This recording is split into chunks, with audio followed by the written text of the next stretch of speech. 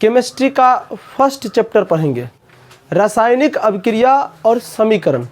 तो रासायनिक अभिक्रिया अलग है और समीकरण अलग है, तो समीकरण में ज़्यादा नहीं, वही संतुलित करना सीखेंगे। नहीं, अभिक्रिया से संबंधित बहुत से प्रश्न एग्जाम में आता है।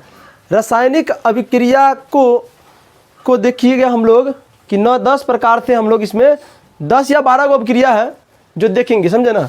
तो पहला जो है ना हम लोग क्या करेंगे, सभी विद्यार्थी क्या कीजिएगा, आप लोग कॉपी किताब निकाल तो लेवे किए होंगे, इसको लिखेगा रासायनिक अभिक्रिया। क्या होता है रे? रासायनिक अभिक्रिया, रासायनिक अभिक्रिया। एकदम शांत वातावरण रहिए। रासायनिक अभिक्रिया, देखो सुनिए हमारी बात को, रासायनिक अभिक्रिया क्या होता है।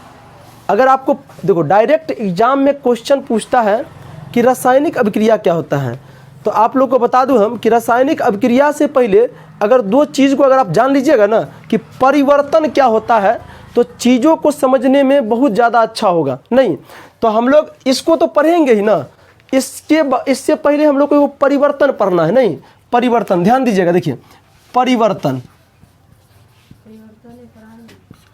देखो ये परिवर्तन क्या होता है। परिवर्तन किस में लाना है, तो पदार्थ में लाना है। क्या लाना है? पदार्थ में। तो किसी भी पदार्थ में ना दो तरह से परिवर्तन होता है। नहीं, कुछ विद्यार्थी जानते भी होंगे और कुछ विद्यार्थी नहीं भी जानते होंगे। दुनिया का जितना भी पदार्थ है उस सब पदार्थ में दो तरीका से परिवर्तन होता है। देखिएगा, पहला जो परिवर्तन होने का तरीका है वो होता है भौतिक परिवर्तन। क्या होता है बुआ? भौतिक परिवर्तन। बीच में आप लोग को नहीं बोलना है, भौतिक परिवर्तन। दूसरा जो परिवर्तन है वो है रासायनिक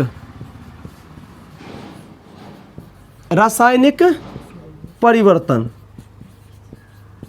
रासायनिक परिवर्तन, अगर आप ये दोनों चीज़ को अगर समझ जाते हैं तो अभिक्रिया ऑलरेडी आपको समझ में आ जाएगा। 1 नंबर का क्वेश्चन एग्जाम में आता है ऑब्जेक्टिव में कि रासायनिक अभिक्रिया कौन परिवर्तन है, भौतिक परिवर्तन है या रासायनिक परिवर्तन है। ये ऑब्जेक्टिव में पूछा जाता है, ये ऑब्जेक्टिव में पूछा जाता है। तो आप जानोगे तब ना कि भौतिक परिवर्तन क्या होता है और रासायनिक परिवर्तन क्या होता है। देखिए, भौतिक परिवर्तन, दुनिया में जितना भी परिवर्तन होता है ना, उस दोनों परिवर्तन को एक में भौतिक को कर दिया, एक में रासायनिक को कर दिया। और ये सब आप लोग अपने जीवन में देखते हैं, लेकिन आप लोग नज़रअंदाज कर देते हैं। नहीं, आप लोग जो घर में चाय बनाते हैं तो परिवर्तन न हुआ है, दही पोड़ते हैं तो परिवर्तन न हुआ है, समझ में ना। लेकिन आप लोग इतना कॉमन सेंस नहीं लगा पाते हैं कि कौन सा परिवर्तन हुआ है। नहीं, लेकिन एग्जाम में तो पूछा जाएगा भाई कौन सा परिवर्तन हुआ है। तो भौतिक परिवर्तन जो होता है, आप लोग लिख के डाल दीजिए, भौतिक परिवर्तन। क्या? भौतिक परिवर्तन। देखो, कुछ लड़का कहेंगे सर जी आप लिखा बोले रासायनिक, आप पढ़ा रहे भौतिक। देखो, कुछ चीज़ को ना समझने के लिए ना पहले से जानकारी लेना बहुत जरूरी होता है। नहीं, इसको समझने के लिए इसको समझना बहुत जरूरी होता है। क्या है कि अभिक्रिया में जो है ना टोटल परिवर्तन ही होता है। नहीं, हम जब बोलेंगे कि जब कोई पदार्थ अकेले या किसी अन्य पदार्थ के साथ क्रिया करके एक नया पदार्थ का निर्माण करता है, उसे रासायनिक अभिक्रिया कहते हैं। तो अभिक्रिया में क्या हुआ, पदार्थ परिवर्तन न हुआ रे। जैसे अगर हम लोग कल चर्चा किए थे कि पानी को चावल को मिला दिए और नीचा से आँच लगा दिए तो भात बन गया। तो पहले आँच लगाने से पहले और पानी में मिलाने से पहले चावल था, और जब उसको हमने हीट डाल दिए, पानी मिला दिए, तो उसमें परिवर्तन हो गया। क्या हो गया? परिवर्तन। भात से चावल बन गया। तो ये क्या हुआ? परिवर्तन। क्या हुआ? गया परिवर्तन। लेकिन अब कौन सा परिवर्तन हुआ ये तो जानना जरूरी है ना। तो इसको आप लोग लिख के डाल दीजिए, दिए, इसको लिख के डाल दीजिए, दिए, लिखे। देखिए, सुनो हमारी बात को, पहले सुनिए, उसके बाद हम लोग भौतिक परिवर्तन को लिखेंगे, समझ। देखो, भौतिक परिवर्तन वह परिवर्तन होता है जिसमें पदार्थ एक बार अगर परिवर्तन हो गया है तो पुनः फिर अपने मूल अवस्था में आ जाता है। नहीं समझा बात को? फिर से समझो। भौतिक परिवर्तन वह परिवर्तन होता है जिसमें पदार्थ एक बार परिवर्तन हो गया है तो पुनः फिर मूल अवस्था में आ सकता है, उसे भौतिक परिवर्तन कहते हैं। जैसे में अगर आप पानी को पानी को 0 डिग्री सेल्सियस पर ठंडा करते हैं तो पानी बर्फ बन जाता है। क्या बन जाता है? बर्फ बन जाता है। ध्यान दीजिएगा, नहीं, बर्फ बन जाता है। और फिर बर्फ को गर्म करोगे तुम, फिर बर्फ को गर्म करोगे तुम 100 डिग्री सेल्सियस पे, तो वो क्या बन जाता है? पानी बन जाता है। तो अब तो पता चल न गया कि ये जो है पानी को ठंडा किए तो बर्फ बन गया, तो अवस्था में तो परिवर्तन हो गया। तो पहले था पानी तो बन गया बर्फ, अब बर्फ को गर्म किए तो फिर बन गया पानी। तो इसका मतलब है कि पानी से बर्फ और बर्फ से जब पानी बना तो परिवर्तन में क्या, देखो ना, आप इससे जब इसको परिवर्तन किए तो क्या हो गया? परिवर्तन हो गया। नहीं, एक बार तो परिवर्तन हो गया, फिर उसको हमने क्या किए? मूल अवस्था में ले आए। क्या होता है? मूल। पानी था तो पानी बना लिए। इस तरह के अवक्रिया अगर आपके जीवन काल में देखने को मिलता है तो वो टोटल भौतिक परिवर्तन है। क्या है? भौतिक परिवर्तन। जैसे बल्ब का जलना, कौन परिवर्तन होगा? भौतिक परिवर्तन। क्योंकि देखो रात को बल्ब जलता है ना, नहीं जलता है तो बल्ब चमकता है ना, और जब कट जाता है तो फिर उस जैसा अवस्था में था वैसा ही अवस्था में रह गया, जैसा अवस्था में था वैसा ही अवस्था में रह गया। समझ गया ना? तो कहने का मतलब ये है, अगर आप लोग परिभाषा लिखना चाहते हैं तो परिभाषा लिखिए। परिभाषा लिखो। भौतिक परिवर्तन वह परिवर्तन होता है, भौतिक परिवर्तन वह परिवर्तन होता है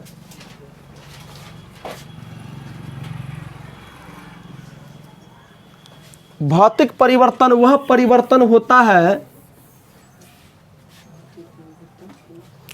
बीच में नहीं बोलिएगा आप लोग। भौतिक परिवर्तन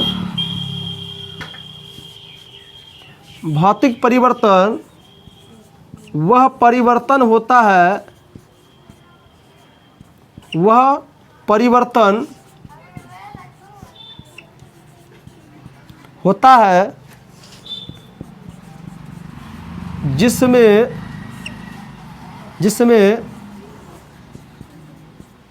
पदार्थ में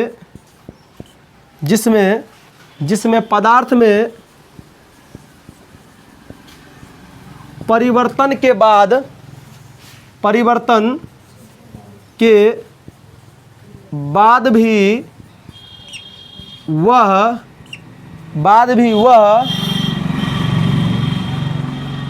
अपने मूल अवस्था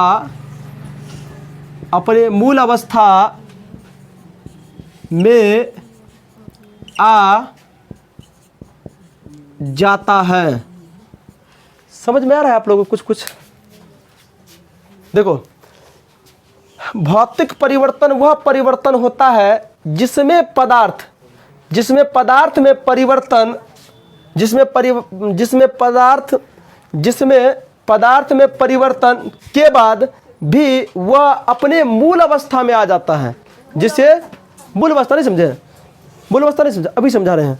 मूल अवस्था देखिए, पानी से बर्फ बनाए, फिर बर्फ से पानी बना दिए, तो पानी मूल अवस्था था, फिर बर्फ बना, फिर बर्फ से पानी बन गया। तो जहाँ से शुरू किए तो वहीं पे खत्म हो गया। तो इसे भौतिक परिवर्तन कहते हैं। बल्ब का जलना, तो दिन में बल्ब तो ऐसा ही रहता है, फिर रात में परिवर्तन हो जाता है, फिर लाइन करता है तो फिर बल्ब बन जाता है। समझ गए ना? तो ये फिर मूल अवस्था में आ गया। समझ गए ना? उसे मूल अवस्था कहते हैं। अगर आपको जैसे में लिखना है ना तो लिख सकते हैं। जैसे में अगर आपको लिखना है तो आप जैसे में लिख सकते हैं। जैसे में हो गया, जैसे देखो पानी को जब 0 डिग्री सेल्सियस पे ठंडा किया जाता है तो वह बर्फ बन जाता है। क्या बन जाता है? बर्फ। और जब इस बर्फ को आप गरम कीजिएगा तो वो हो जाता है पानी। देखिए ना, तो आप पानी को बर्फ बनाए, फिर बर्फ से फिर पानी बन गया। इसको कहते हैं मूल अवस्था में फिर से आ जाना। समझ में ना। ऐसा हजारों उदाहरण है जो आपके जीवन में घटित होता होगा नहीं, समझ में आ रहा है ना। जैसे देखिए बल्ब का जलना, मोमबत्ती का जलना, मोमबत्ती जलेगा फिर उसको मोमबत्ती आप बना सकते हैं, संभाल के रखिएगा, समझ में आ रहा है ना। तो इसमें इस समय कोई परिवर्तन नहीं होता है, समझ में आ गया ना। ऐसा परिवर्तन नहीं होता है जिसको हम आप लोग पुनः नहीं ला सकते हैं, समझ में आ गया ना। ये नॉर्मली है, हो जाता है, जिसे आप भौतिक परिवर्तन कहते हैं। क्या कहते हैं आप? भौतिक परिवर्तन। आप लोग उतारिए फटाफट। बर्फ लिखने से गलती है, बर्फ, ठीक है मिटा दे, फटाफट उतारो, जल्दी, उतना समय नहीं देंगे हम, समझे ना। हो गया। आप लोग हाथ को तेज चलाइए, बार बार समझाते हैं, हाथ को तेज चलाइए, समझे ना। दिमाग को भी खोल के रखना है, हाथ को भी खोल के रखना है, पट नोट कर लेना है बात को, समझ गया ना। दिन कटुआ वाला बात नहीं होगा। हो सब हो गया, सबका उतर गया।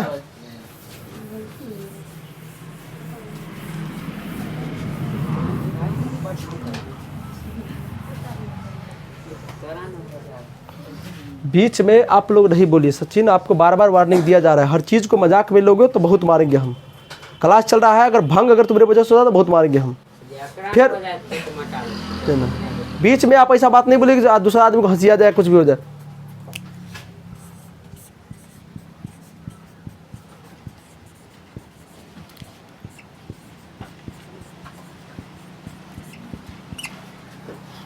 देखिए हम लोग अब हम लोग जो है ना रासायनिक परिवर्तन को देखेंगे। किसको देखेंगे? रासायनिक परिवर्तन। देखो हम लोग भौतिक परिवर्तन को देखें कि भौतिक परिवर्तन वह परिवर्तन था जिसमें अगर पदार्थ परिवर्तन हो भी गया है ना तो पुनः मूल अवस्था में आ सकता है। जैसे आप बताइए, चावल आप बनाते हैं ना, और चावल फिर मूल अवस्था में आ सकता है? आएगा। चावल भात बनता है, फिर भात को सुखा दीजिए, पुनः चावल बन जाएगा। वो समझ में आ रहा है ना, पुनः चावल बन जाएगा। तो ये क्या होगा? कौन परिवर्तन हुआ? नहीं, भौतिक परिवर्तन हुआ। क्या हुआ? भौतिक परिवर्तन हुआ। समझ गया?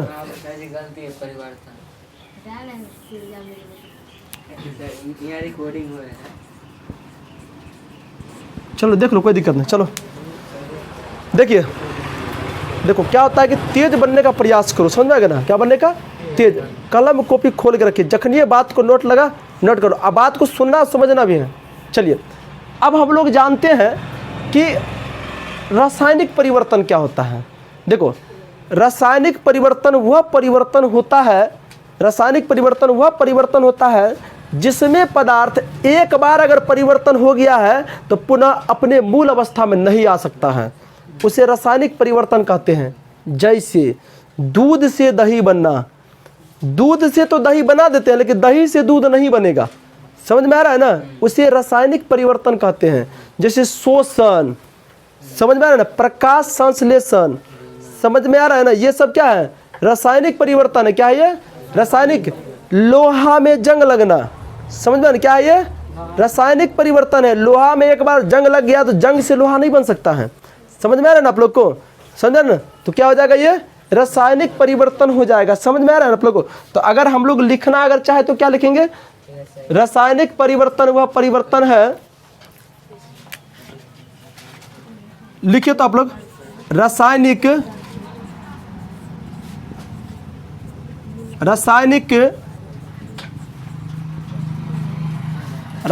परिवर्तन वह रासायनिक परिवर्तन वह परिवर्तन है जिसमें पदार्थ, रासायनिक परिवर्तन वह परिवर्तन है जिसमें पदार्थ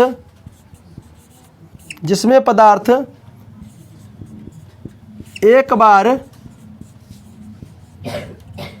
बार परिवर्तन हो गया है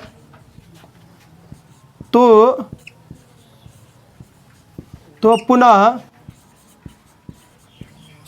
अपने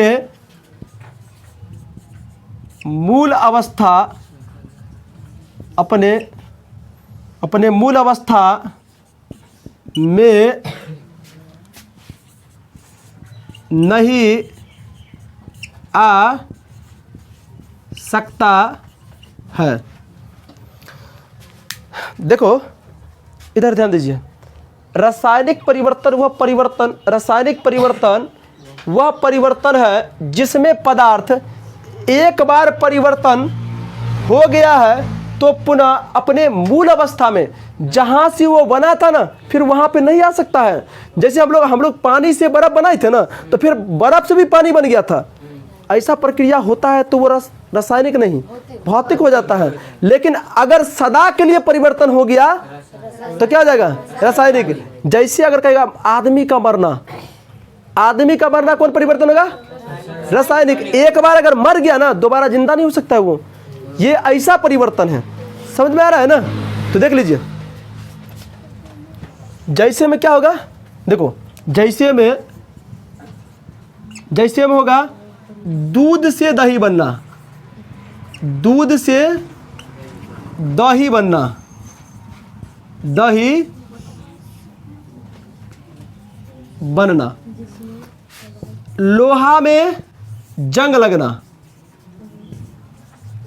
लोहा में जंग लगना, जंग लगना, लोहा में जंग लगना, समझे ना? शोषण की क्रिया, शोषण की क्रिया। आप जो आपको इच्छा लगे आप दिमाग लगा के लिख सकते हैं। आदमी का मरना, बच्चे का पैदा होना, ये सब कौन है रे? रासायनिक परिवर्तन हुआ है। इस समय क्या हुआ है रे? रासायनिक परिवर्तन हुआ है। समझ में गया? अरे सांस लेते हैं ना उसी को शोषण कहते हैं। बायोलॉजी में हम लोग पढ़ेंगे अभी। और फटाफट हो गया। देखिए आप लोग, हम लोग जो परिवर्तन को देख लिए। किसको देख लिए? परिवर्तन को देख लिए। समझ में गया ना? तो परिवर्तन को जो हम देखे थे, तो परिवर्तन दो प्रकार का होता था किसी पदार्थ में, एक रासायनिक, एक भौतिक परिवर्तन। तो भौतिक परिवर्तन में तो पदार्थ अगर परिवर्तन हुआ है तो इसका मतलब फिर मूल अवस्था में आ सकता है। लेकिन रासायनिक परिवर्तन एक ऐसा परिवर्तन था जिसमें सदा के लिए पदार्थ जो है परिवर्तन हो गया, फिर दोबारा लौट के नहीं आ सकता है उस अवस्था में। नहीं। अब हम लोग देखते हैं रासायनिक अभिक्रिया क्या होता है। देखो रासायनिक अभिक्रिया क्या होता है। एग्जाम में अगर तुमसे पूछ दिया जाएगा परिवर्तन कितने होते हैं? दो। कौन कौन होता है? रासायनिक। समझ गया? समझ में आ रहा है तुम लोग को? समझ में आ रहा है थोड़ा थोड़ा?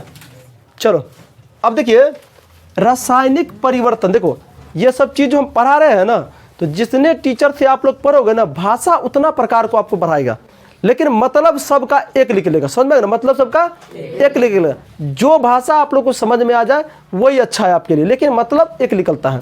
तो रासायनिक अभिक्रिया आप लिखिए। अब फिर से आप लोग रासायनिक अभिक्रिया लिख के डाल दीजिए। फिर से दो रासायनिक अभिक्रिया फटाफट।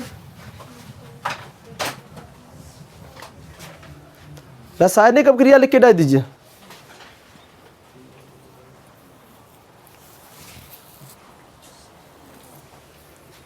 चलिए इधर ध्यान दो। देखो रासायनिक अभिक्रिया क्या होता है कि जब कोई पदार्थ, इधर ध्यान दीजिए, जब कोई पदार्थ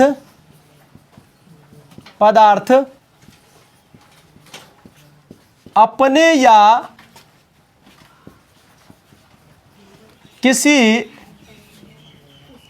अन्य पदार्थ से, जब कोई पदार्थ अपने या किसी अन्य पदार्थ से क्रिया कर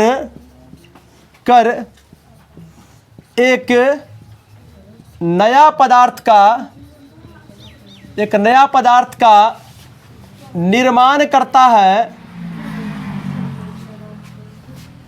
एक नया पदार्थ का निर्माण करता है,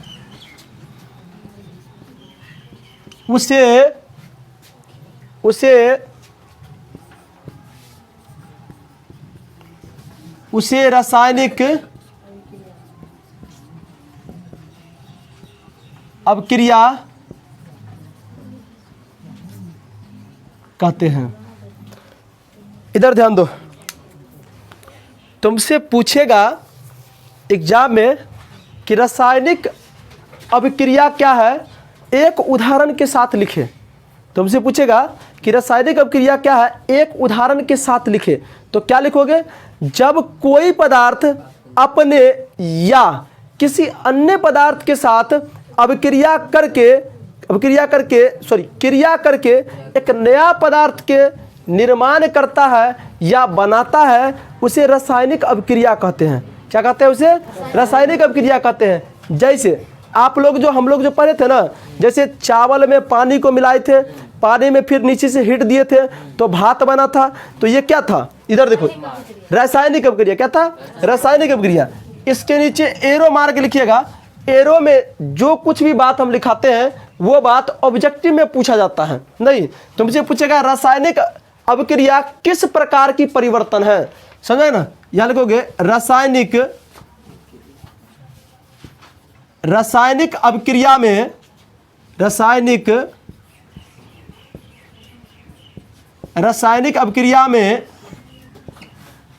अभिक्रिया में किस प्रकार की परिवर्तन होता है। हमने आपको रासायनिक और भौतिक दोनों परिवर्तन पढ़ा है, लेकिन याद रखिएगा रासायनिक अभिक्रिया जो होता है उसमें रासायनिक परिवर्तन होता है। क्या होता है? रासायनिक। इसका आंसर देख लो ना, इसका आंसर होगा रासायनिक परिवर्तन। रासायनिक परिवर्तन क्या लिखोगे? रासायनिक परिवर्तन होता है। ये इसका आंसर हो गया। क्या हो गया? रासायनिक परिवर्तन हो गया। अब इधर ध्यान दीजिए, आप लोग इधर ध्यान दो, उतारने का मौका देंगे। इधर ध्यान दो ना, इधर देखो। अगर ऑब्जेक्टिव में अगर आपसे पूछ दे कि रासायनिक अभिक्रिया में किस प्रकार का परिवर्तन होता है, तो कौन में टिक लगाओगे? रासायनिक परिवर्तन में। समझ में गया? अब हम लोग उदाहरण लेते हैं। कोई उदाहरण जिसमें ये सुटेबल बैठ नहीं ना, हम लोग देखेंगे ना कि आखिर ऐसा कौन पदार्थ है जो अपने या किसी अन्य पदार्थ से क्रिया कर एक नया पदार्थ का निर्माण करता है। ध्यान दो देखियो, आपको हम एक एक उदाहरण देहाती लेवल से उठाते हैं और किताबी लेवल पर लेकर चल जाएंगे। जैसे इधर ध्यान दीजिए, चावल प्लस पानी, चावल पानी में मिलाते थे, उसके बाद हम लोग उसके नीचे हीट, हम कल ही बताए थे, इसको जो है ना इसका मतलब हीट देते हैं तो क्या बनता है? बोलेगा नहीं, भात प्लस मार। देखिए एक नया पदार्थ का निर्माण हुआ। क्या हुआ रे? एक नया। पहले था चावल और जब इसको हम पानी और हीट दिए तो भात बन गया। समझ में ना? चावल को आप ऐसे नहीं खा सकते हैं, लेकिन इसको आप खा सकते हैं। समझ में गया? तो एक नया पदार्थ का निर्माण बना। क्या बना?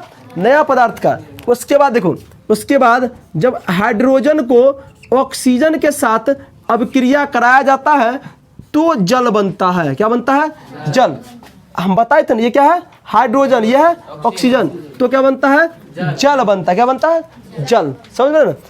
इधर वाला पार्ट जो है ना, इधर वाला पार्ट, इस पार्ट को अभिकारक कहते हैं। क्या कहते हैं? अभिकारक। समझ में ना? और ये जो पार्ट बना, इस पार्ट को हम लोग उत्पाद कहते हैं। क्या कहते हैं? उत्पाद। क्या कहते हैं? उत्पाद कहते हैं। समझ में आ रहा है आप लोग को? थोड़ा थोड़ा आपसे 1 नंबर का क्वेश्चन एग्जाम में पूछा जाएगा कि रासायनिक अभिक्रिया में भाग लेने वाले पदार्थ को क्या कहते हैं? अभिकारक कहते हैं। क्या कहते हैं? अभिकारक। देखो ना, यहाँ दिमाग लगाओ, अभिक्रिया में कौन पदार्थ भाग ले रहा है? तो ये देखो ना, ये नहीं ले रहा है। समझ में ना? कभी कभी एग्जाम में क्वेश्चन ऐसे भी पूछ देता है कि निम्नलिखित समीकरण में अभिकारक कौन है, तो आपको बताना पड़ेगा ये हाइड्रोजन है, ऑक्सीजन, यही दोनों अभिकारक हैं। समझ में आ रहा है ना? एग्जाम में क्वेश्चन क्या पूछता है बताते, देखिए एग्जाम में क्वेश्चन पूछेगा कि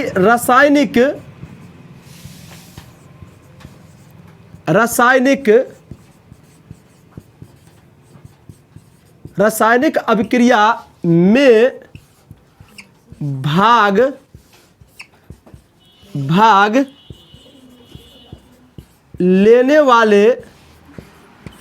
लेने वाले पदार्थ क्या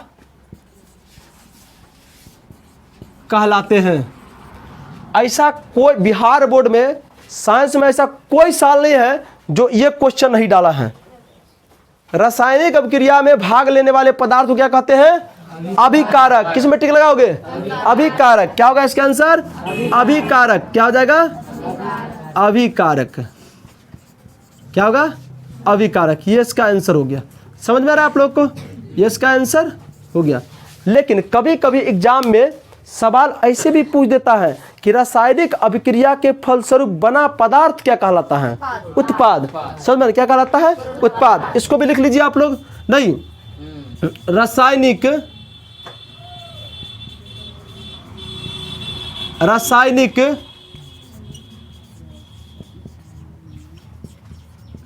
अभिक्रिया में बना पदार्थ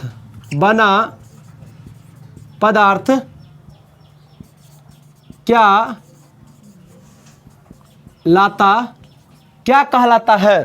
तो मेरे प्यारे बच्चों क्या होगा? उत्पाद। इंग्लिश में इसको कहते हो, इंग्लिश में इसको रिएक्टेंट क्या कहते हैं रे? इसको प्रोडक्ट कहते हैं, इसको रिएक्टेंट कहते हैं। क्या कहते हैं? रिएक्टेंट। इसको कहते हैं उत्पाद। क्या कहते हैं बुआ रे? उत्पाद।